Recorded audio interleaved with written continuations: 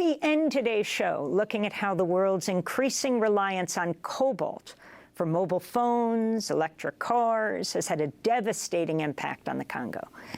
Cobalt is a key component in lithium-ion rechargeable batteries.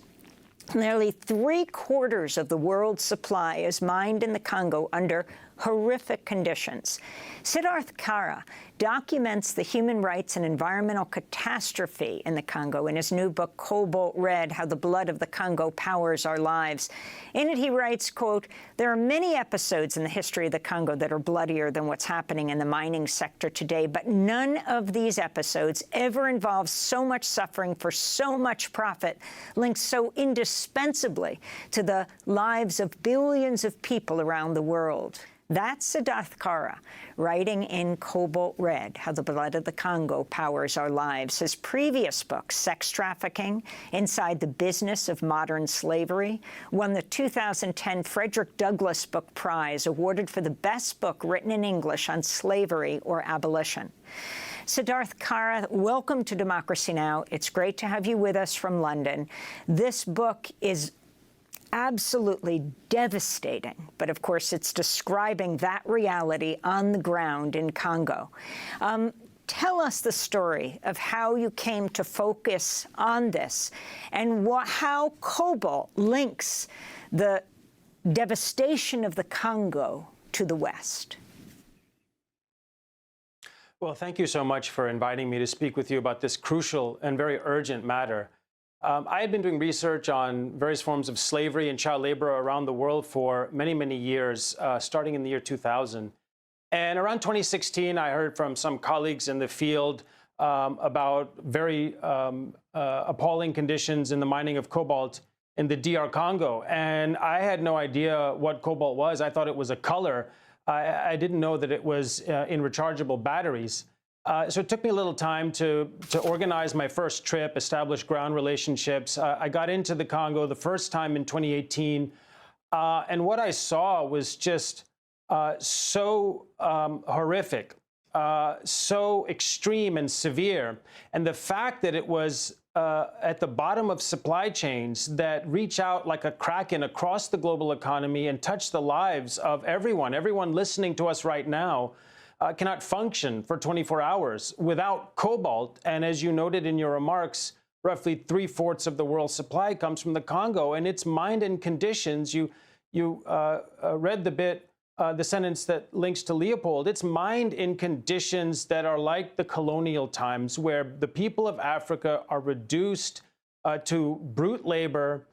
Their lives are not valued, their labor is not valued, their humanity is not valued. And that's the reality that exists at the bottom of cobalt supply chains.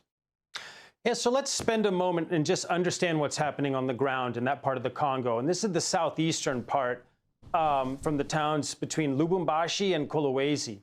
And when you get down to that part of the Congo, there are massive industrial mining operations on the one hand. And now outside of the Congo, consumer-facing tech and EV companies will have you believe that all of their cobalt supply in their batteries for their gadgets and cars comes only from these industrial mines. Industrial means what it sounds like. Heavy machinery, excavators digging and gouging at the earth. What's happened there is not sustainable at all in terms of industrial activity. Millions of trees clear-cut, massive destruction and contamination of the environment. Now, alongside that, and the reality is, inside of these industrial operations, there are hundreds of thousands of people, including tens of thousands of children, who dig by hand. Now, the quaint term given to them is artisanal mining, and that makes you think that they're walking around baking bread or doing work in pleasing conditions, but nothing could be further from the truth.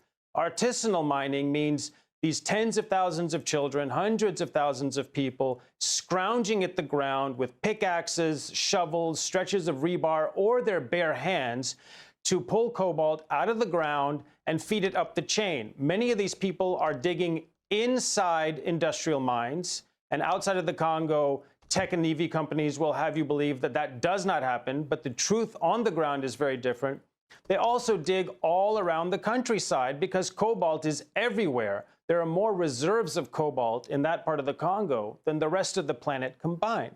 So the local population has been displaced by enormous mining operations.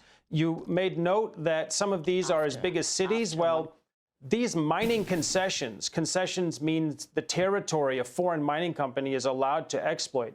The biggest one in that part of the Congo is the size of London, where I'm sitting right now. So imagine a London-sized swath of countryside that's been completely gouged, destroyed, clear-cut, and contaminated in this scramble to get cobalt out of the ground and up the chain. And imagine the hundreds of thousands of people who used to live in that territory, forcibly displaced, now without home, without a way to live, and all they can do is scramble back into that ground, try to dig some cobalt out of the earth, and feed it up the chain for $1 or $2 a day. I want to turn to a clip from a 2017 Sky News special report on child miners in the DRC cobalt mines. When I wake up every morning, I feel terrible knowing I have to come back here again. Everything hurts. When I'm working here, I'm suffering. My mother, she's already dead, and I have to work all day, and my head hurts me. Well, by and large, these consumer-facing tech and EV companies look the other way. And these are the big names we're all familiar with: Apple, Tesla, Google, Microsoft, Samsung. I mean, you can go down the list. They all buy some, most, or all of their cobalt from the Congo because there's no other cobalt to buy, quite frankly. There's no other alternative there. These people have been displaced and pushed to a cliff's edge. If they want to eat, they have to put their lives at risk to dig cobalt out of the ground. And it's part of the scramble. You see, there is so much demand, especially being driven by this transition to electric vehicles. There is so much demand for cobalt that mining companies can't get it out of the ground quickly enough. Cobalt is toxic. It's toxic to touch. It's toxic to breathe. So I have seen thousands of women with babies strapped to their backs inhaling toxic cobalt dust day in and day out, 10-year-old children caked in toxic filth, exposing themselves to toxic cobalt, and the ore that these children are digging that has cobalt in it often has traces of radioactive uranium.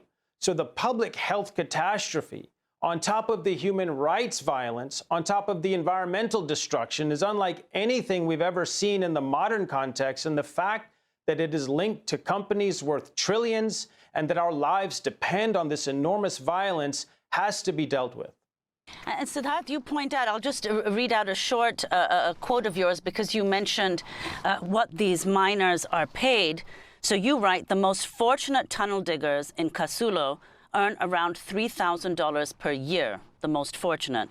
By way of comparison, the CEOs of the technology and car companies that buy the cobalt mined from Kasulo earn $3,000 in an hour, and they do so without having to put their lives at risk each day that they go to work.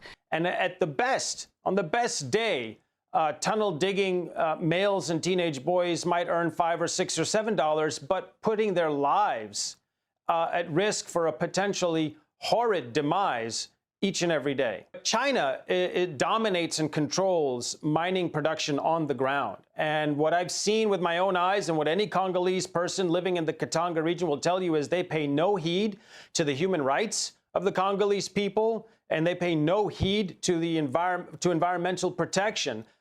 Mining companies, especially the Chinese ones, dump toxic effluents in the earth, the air, the water. I have seen villages with children playing in the dirt covered in sulfuric acid powder that is wafting over the entire countryside from mineral processing plants at Chinese mining companies. And as I've mentioned a few times, millions of trees have been clear-cut. And I never met anyone in the Congo who said they saw anyone planting one tree to replace them. The waterways, lakes, and rivers have also been polluted. So fish stocks are polluted, animal stocks are polluted, vegetables are polluted. Everyone there is being slowly poisoned to death by cobalt mining operations. That's the truth that the stakeholders at the top of the chain don't want us to know, but that's the truth the Congolese people are desperate to share. The quintessence of this story, the complete degradation of Congolese children, children thrown to a pack of wolves by a global economy that transformed their degradation their suffering into the indispensable gadgets and cars that we rely on every day. And that's an injustice. That's an utterly caustic, miserable formula that needs to be set right, because we can't conduct our rechargeable economy in our daily lives by inflicting such violence and suffering on some of the poorest children in the world.